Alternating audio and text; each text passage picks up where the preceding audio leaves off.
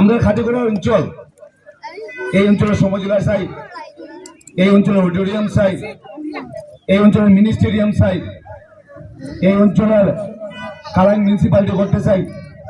এই অঞ্চলে অনেক সময় ওমেন্স কলেজ এটা লাগে, অনেক জিনিস দরকার আছে। আমরা 5 গ্রাম পেপার ব্লগার